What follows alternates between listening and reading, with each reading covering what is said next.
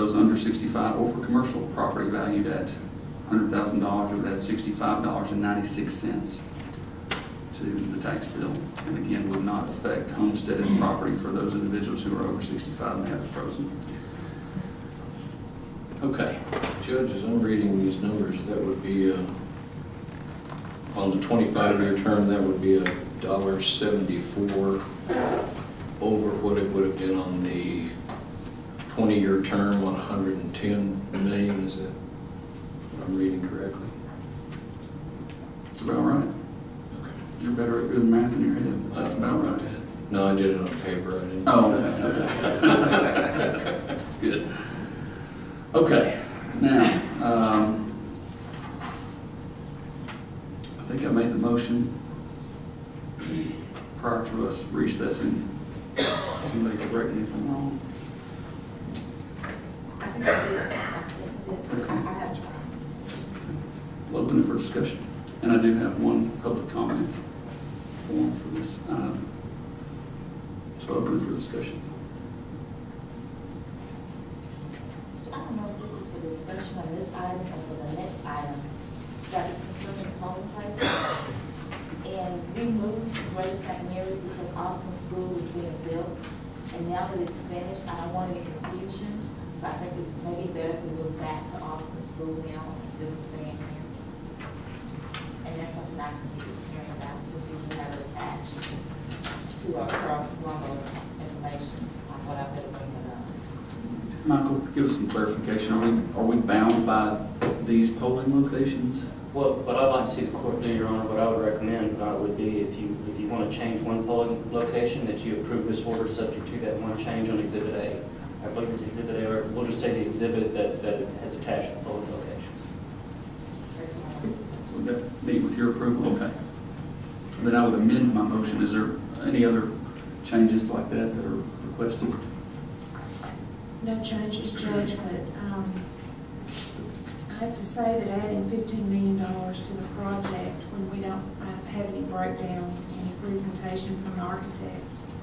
I don't, for example, the parking garage, I don't know how that fits into the long-range plan for CGL.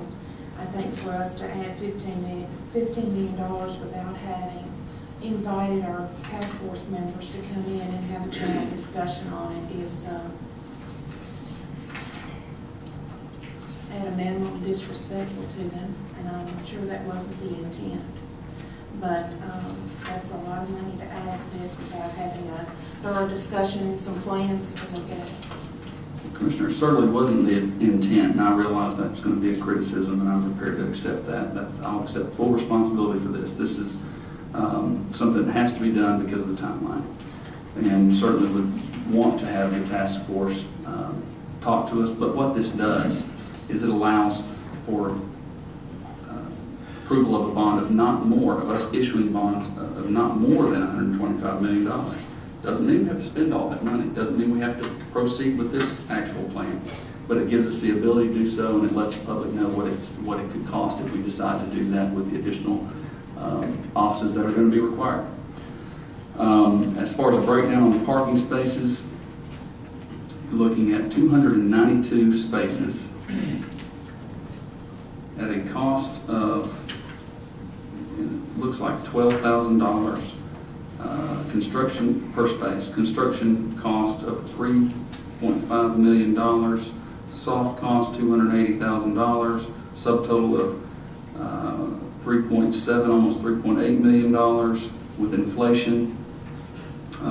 Total of $4,011,379. And these are rough estimates. Kurt Party had to work on this over the weekend, as I said, and obviously they want to come down and make a presentation on this. But as our timeline doesn't allow us to do that prior to the adoption of this. We need to move forward. And just to make sure everything is included, you mentioned the sheriff's office, you mentioned adult probation, fire marshal, constable precinct 1, JP 1, we want to make sure everything's included, so nobody can say. It will include everything that is currently housed in that, in the current Smith County office building. Yes, ma'am. Further discussion from the court before we take up public comment. Okay. I have a request from Charles Smart. Mr. Smart, if you would approach the podium, sir.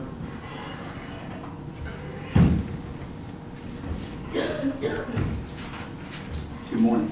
Good morning.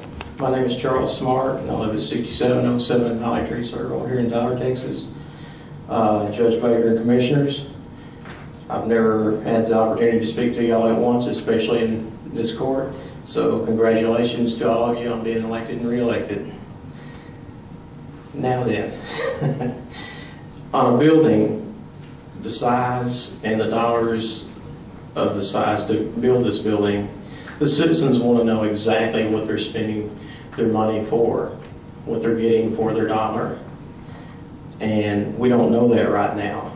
All we've seen is what's in the paper, what's been on the news, and we're not trying to be mean by saying you left something out, because this has been a lot of stuff put together all at once. But when you think you're spending $110 million and then $125 million, it throws a little fear in you and a little question in you. I have stood outside, talked to people in the neighborhood. I've talked to people out over, in the anywhere I can, and everybody agrees we need a new jail. They also agree that they want a jail that will hold all of our prisoners, and when it's finished, it'll still hold all of our prisoners with a large amount of beds available that we can rent out and make money. We're wasting a lot of money sending them elsewhere, and what we probably aren't thinking about is that's putting a very big hardship on families. They want to visit their loved one in jail. The family has the hardest thing. The person in jail's got the easy ride. If they're having to drive to Longview or Nacogdoches or wherever, and it's changing, that's not fair for them. We're not reimbursing them for their gas or anything like that. But don't get me wrong, the guy shouldn't have done the wrong thing and be in jail. That's but why can't we be like Longview? Longview has been in the news recently. They have a lot of extra beds that they're going to let us use. But they're, I think, projecting $750,000 this year. They just took an old building and fortified it, basically. It may not be pretty, but jail doesn't have to be pretty. I'm scared that right now, if the way the bond issue is, that it's going to fail. There are still a lot of holdouts from the no campaign last year, and there was even the talk that there should have been a no, and then heck no. Only different wording, but that wouldn't have made it on the ballot. I'm afraid that that's going to hold over. And then with the recent decisive issues that have hit the court, that's going to hurt it. Would it kill us to wait? I mean, when would be the next time we could vote on it? May. Would it make fine? I mean, I know it's going to cost more.